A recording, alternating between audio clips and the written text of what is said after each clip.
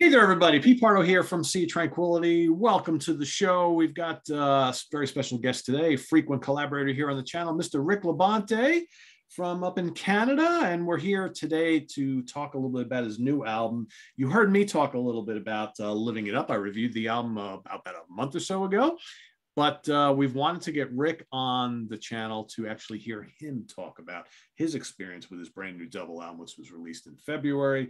Living It Up, gorgeous album, double disc set, a lot of good material. What do we got? 30 songs, no, 24 songs, that's right.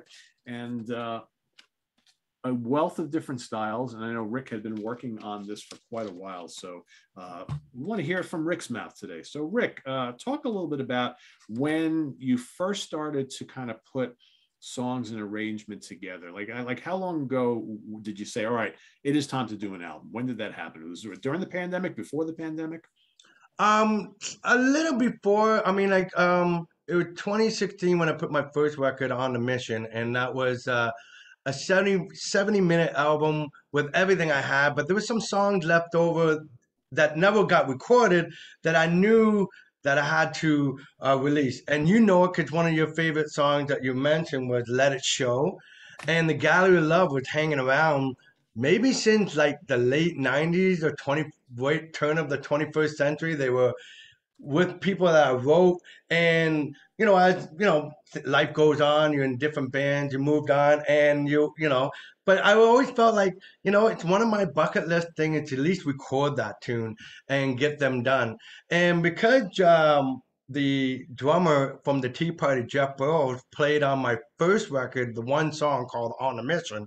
And I actually call it On a Mission because I was on a mission to get him on the record, and I had to write a song from Stretch to get him on it because he didn't want anything from another drummer. Just give me a click track. So I wrote it. It ended up being the title track of the record, and we had such a good experience that I thought, you know what? If I do get him again, I'm gonna get him on the Let It Show and the Gallery of Love song, and uh, and so it was. I'm gigging with two different bands, the Formula, the blues side. I see a lot of. I got my normal job as the environmental activist and doing stuff that I do. So it was in late fall of 2019, I think, where I decided that I was gonna record those two songs and get them in the can. Did I plan on put out an album? I don't know. It was a digital world. A lot of people were just cool with download. I wasn't sure yet, but I just started with that. I went to SLR Studio, and they're not always available because the guy's busy. I mean, the guy does Tea Party, he does a lot Oh, of big yeah. acts. So I had to wait my turn. So that's why it was kind of slow. I've got about a couple of songs. And then Living It Up was the third song I recorded, and I would those three songs would end up, well, Let It Show and the song You and the song Living It Up would come out in December of 2020. And the reason being, because when we went to the 2020 mode, we were just celebrating 10 years of the formula. Yesterday was 12 years. We just celebrated. We had a big party, and I thought it would be good that I do a song with my band, doing a tune, and that might be a good anniversary spin. And my buddy Kevin, who's my bass player, Kevin Gagnon, had this instrumental called "Walk in the Park," and I said, "Buddy, that needs some lyrics, man. That got hooked all over it." He goes, "You think so? Go for it." And I wrote the lyric to "Living It Up," and it wasn't my music. It was great because I wouldn't have came up with that on my own, but I was able to make the arrangement, put the bridge in, and come up with the concept that I knew he would like, because we always pay it forward to the community. We're always giving to charity. We're always doing some good work in our community. So that song was about that. It was interesting that it fit, even though I just recorded it before COVID happened, but it kind of fit with COVID because the lyrics were saying, living it up. You gotta live your life like it's your last, you never know when death comes knocking on your door. So do all the things you want to do. And so it was kind of timing, and that's what ended up being the theme.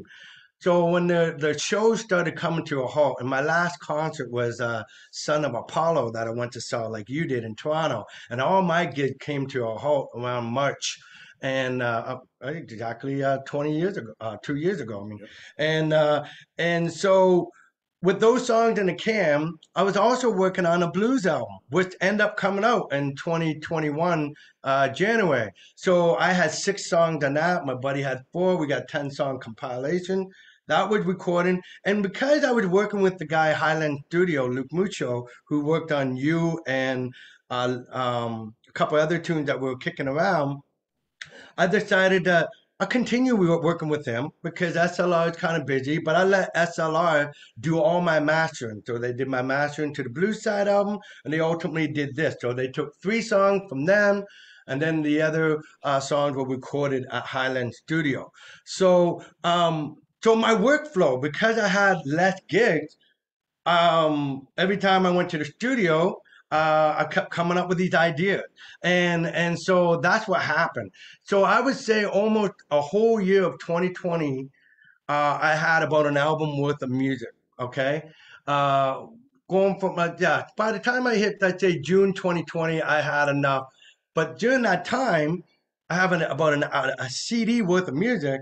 I'm talking to my friend Davey Wimmer and Russell Gilbert from Uriah Heep and David Patoris from Pat Travis Band. They're not gigging either. So we're talking on Facebook, and I'm talking about working on an album. They're working on their album, and then somehow in the way we got talking, would you want to play on my album and my song? And they say, yeah, give me something, send it my way while I'm got downtime, go for it, kind of thing. So that's where the idea of I might have to come up with a double record because I already had 60 minutes worth of music by then.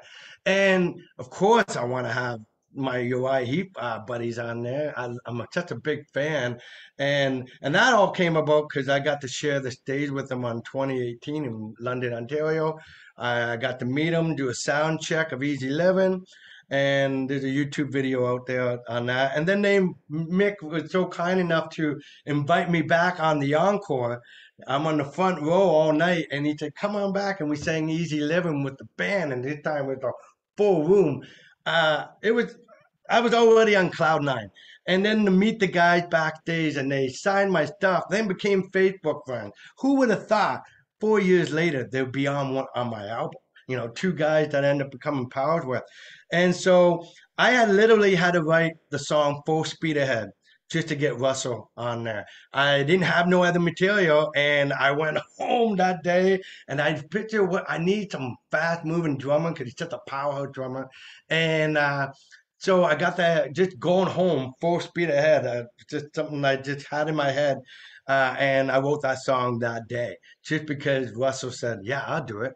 And with Davey Wimmer, I already had in mind for him to play the song Fragile, but the idea of having play another song, Full Speed Ahead, that did. So, needless to say, the album was done in 2021, and then I had to do all the artwork and the mixing that takes some time, Sure. and then the mastering.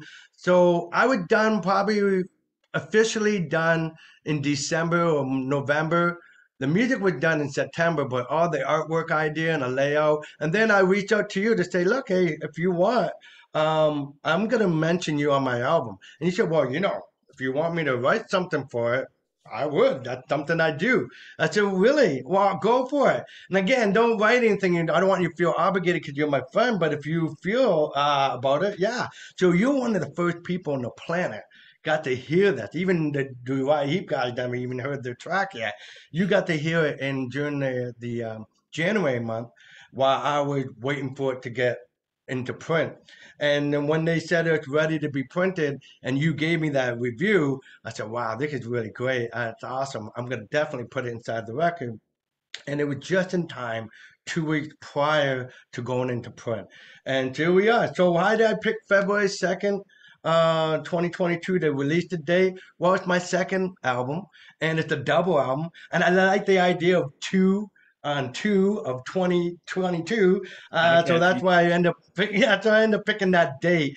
But honestly, the album was done because of COVID. If it wasn't for the time that I had, I probably wouldn't have put up a double record.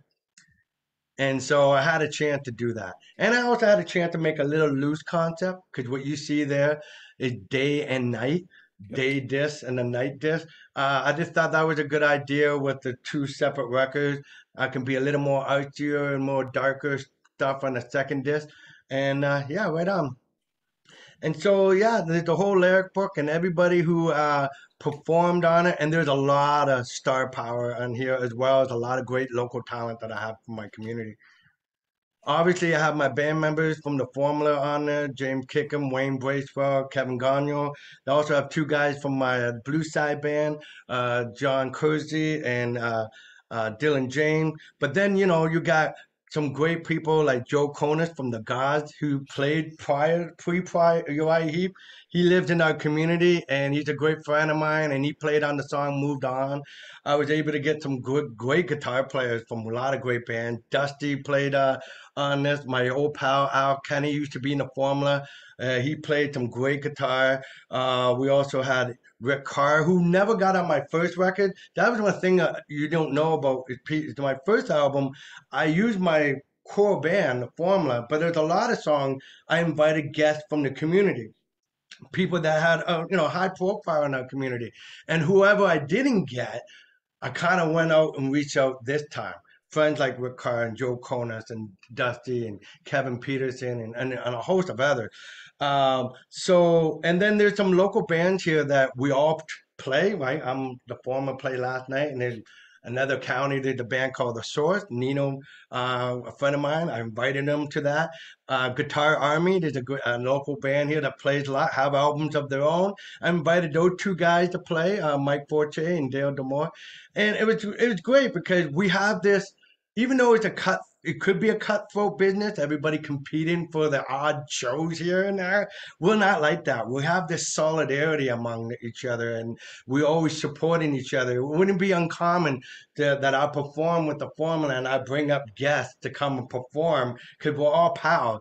And these guys will all eventually get on my album. Luke Mucho is from the band Big Wiggle. He's the engineer of Highland Studio, but he ended up working with me on a lot of these songs. And that's also because of COVID.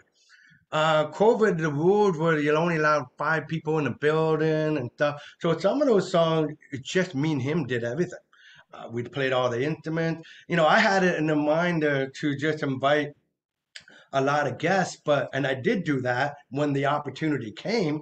But there was a lot of time where we're not allowed anybody in there, or people didn't get the shots yet, and that is the studio rule. So we end up doing songs ourselves, like Memory Lane, and he had his own music to Time Well Spent. He said, "Hey, Rick, since you wrote lyric to Living It Up, why don't you do that for this one?" So there's songs that wouldn't have been there if it wasn't for COVID or for Highland Studio. And then there was songs that we created because we had this awesome workflow with each other that we wrote songs right in the studio, like Cabin Fever was one of my favorite. I literally played guitar tag. I had the intro, that galloping riff. I said, I need a galloping riff like my beloved Iron Maiden and something, UFO, all those bands that I love, and Rush. And I said, I came up with this riff, and I said, okay, I got up to the point where it as to be where the chorus is. And I said, okay, you're it. What would you do? And he'd pick up the guitar and he would go this far. When he ran out of steam, he would pass it to me and I would bring in the bridge. Before we know it, in 3 hours, we wrote Cabin Fever. And it was easy to write that because we were experiencing cabin fever. To write the lyrics, it was no trouble to me because feeling like we were, stuck, cooped up in our home for all the time and not seeing our friends and family and performing like we normally did. It was easy to flesh out that tune in no time. But that's how the album came about. It started off where I was just recording, not sure, but then once I knew I had the Uriah Heep guys on board and a lot of my friends said, hey, I'm available. I knew how to complete it. And it was a good problem to have because as soon as I write one, 3 songs came out of it. Every time I went to write one song, 2 more would come out. The well isn't dry, my friend. I still got songs I left out. At the end of it, I think I had 26 songs, but I had to stop at 24 because I thought if this could be a day and night album, it's 24 hours in a day. Yeah. So 12 songs in a day, 12 songs in a night. I had to stop somewhere. I remember like it was like early in 2021. You and I were chatting one day before or after this something we were doing, and I asked you how the album's coming. You're like, I think I'm gonna do a double album. I got so much stuff. I'm like, really? Wow, that's kind of cool. You're like, yeah, why not? It'll be like my Tales from Topographic Ocean or whatever. I'm like, well, that's cool. Except instead of big epics, you got 12 songs on each side, and I do want to say. For those watching and you haven't heard this yet, there's a good mix of styles and there's a lot of variety on the album. So you've got some full-on rockers.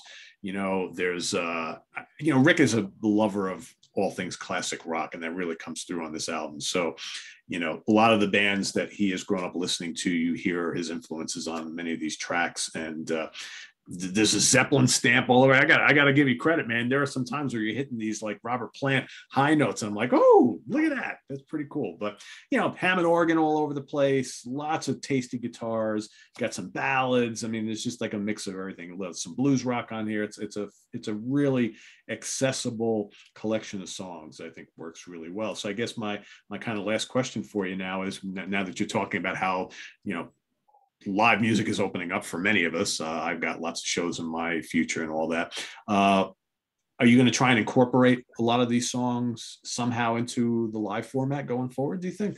Actually, I have been doing that. Even through the occasional shows in 2020 and 2021, I test stage some of these songs, like All To Yourself. People were dancing to it and didn't even know that it was a original song. I just stamped it in between some tunes and I'd seen everybody kind of just getting into it. We did Living It Up for a couple of times. That was when we did a video. Well, one of the things that first before the video actually came out before the album.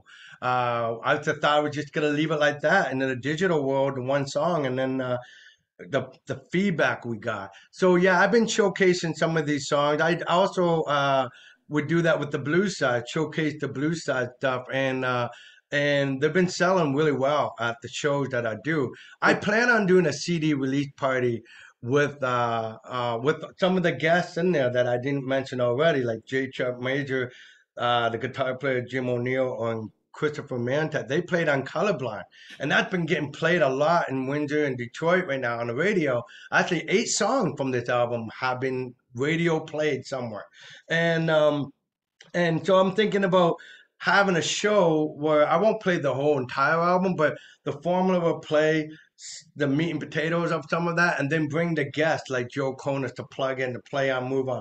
Bring in the 2 guitar players from Guitar Army. Bring in, Todd Lalonde, who played in a lot of great drums on the only person I think I get is Davey Russell, being at the UK, who never know. But the idea is that I would play those songs, and so I plan on doing a CD release party with all the guests that are available. And I plan on doing it on a Sunday where most people will be available, not on Friday and Saturdays that are gigging everywhere. Sure. So it'll be easier to get these working bands available that way. So yeah, I plan on doing that. Um, and yeah, I got to tell you, and I thank you for your review. It's interesting how you compared, about the Uriah Heep, Deep Purple, the Beatles, Tom Petty. A lot of people say that, and then I hear other people pick out other bands. That someone say, hey, I hear the Ozzy in there. I hear. It's interesting how so many people have able to, say this song sounds like the Guess Who, Burton Cummings vocals here, or a little bit like this. But it's interesting because to me, as you know, this is all my DNA. This is why I'm on your channel. I have a huge collection. I love a lot of music, like you do. And so it's gonna come out. Now, my thing with this album is that could I just made one single rock album? Yes, I could. If I were to just take some of those ballads off and some of those mid tempo, but what I do with those songs? I would not want to put out just those songs as a record, because then I don't want to be viewed as an easy listening pop title or anything like that. I want to be known as a rocker because that's who I am. But in a double album, you get away with those, different things. The last thing people want is to hear 2 CDs of the same song. Sure. They Yeah. want something different. And every time I've ever heard people give credit to great double albums, like the White Album or Physical Physical graffiti. Graffiti, Yeah. they were all different tunes, and it showed every element of the character of that band. Sure, they gave you the rock, sure, they gave you the prog, sure, they gave you the blues, but they also gave you that folky side, the country side. Well, while I'm not really country, but I definitely have, a lot of songs that are accessible for all listeners, and there's some people there just for the hard rockers, right? For sure. Yeah. And that's the goal, right? I mean, that's what you do in this channel. That's why I always want to participate. It's share the love for the music of the past. And some of the things I gotta say, your friendship been wonderful. I would never known that we would come so tight like that. But the scariest thing is to send you and Martin Popoff this album before the world, because I respect your opinion a lot, but I also know you guys are honest. Uh, Honest to the default, where you can be brutal if you had to be, and even though so it really, that was one of the highlights of the year, is having you guys like it, and then the positive feedback I've been getting. I mean, due to this channel and the networking we've done, it was interesting. Me and my son are sitting there and filling out my mailing order to Australia, to Japan, to Germany, it's one thing seeing Canada and US a lot. Okay. Right. I get that. But it's so real when you're doing it to Germany and UK and France. It just goes to show you that we live in a small world, a lot smaller than we think. And the SOT community is worldwide. It's no It question totally about it. is. Oh yeah, it totally is. I mean, I see it every day. People from all walks of life watch what we do here, and it's humbling, I guess, right? It You is. think, just when you think it's like this little thing that we do, and then you realize it's really not that little anymore, right? It's just like, yeah. So good. Very cool. So ricklabonte.com is where you can get a copy of this. It's available on CD. You're available now on all the Yeah, everything's Apple. available. Yep. Amazon, Deezer, Spotify, iTunes, Apple Music, you name it. It's like I think there's 32 different downloads. But if you want to get a hard copy, that's where you go, ricklabonte.com, and get the 2-disc set with all the glorious artwork. And I'm sure maybe if you ask Rick, will probably even sign it for you, right? Oh, sure. I've Yeah. had people request that for sure. And thanks again for plugging in like you did. I appreciate your feedback. And then, yeah, if I'm gonna do this, I didn't know how many physical products it's gonna be at that. And I'm a big fan of the CDs. I figure I might as well go big, right? And if I'm gonna do it right, I might as well go with the double. It's not something I planned on it, but it was a good problem to have when you have that much material that you want to Right. go. Again, it's a lot for people to digest, to hear on the first listening. So when you guys do your feedback, let me know what disc you prefer, disc one or disc two, what songs really strike a chord with you, and just help me get my feedback, because I do got to put more resources, more videos for these songs, and that's the trouble I have. How do I market this? As it is, these are the songs that's been played on the radio. Let It Show, All to Yourself, Living It Up, Moved On. Let's see. There's a Matter of Time been played, Jane Doe been played, and Colorblind. Cool. And so, but there's others there, and it's interesting hearing all the different favorites that people have, and that's kind of cool because I love what you picked. And even when you wrote my album, you gave us a good starting place. Moved On, Fragile, Full Speed Ahead, Cabin Fever, My Opinion, Drama, and Colorblind. And then when you did your video, you had new favorites that came on as you listen along, or you meant to Let It Show. And that's what I appreciate, is that if people like the song they hear on the first listen, but give it a couple listens, there's other songs in there that might strike a chord with you if you just let it play it out. Yep. Absolutely. Absolutely. Right on. I appreciate that, Pete. So check it out. You got it, man. Living It Up by Rick LaBonte. Go check it out. Visit us on the web at www.seatranquility.org. We're on Facebook. We're on Twitter. Of course, we're here on YouTube. All the damn time. That's right. So thanks for watching, everybody. From Rick LaBonte, I am Pete Pardo. We'll see you tomorrow night on the Hudson Valley Square. So take care, and happy rest of the weekend, everybody. Take care. Bye-bye. Take care.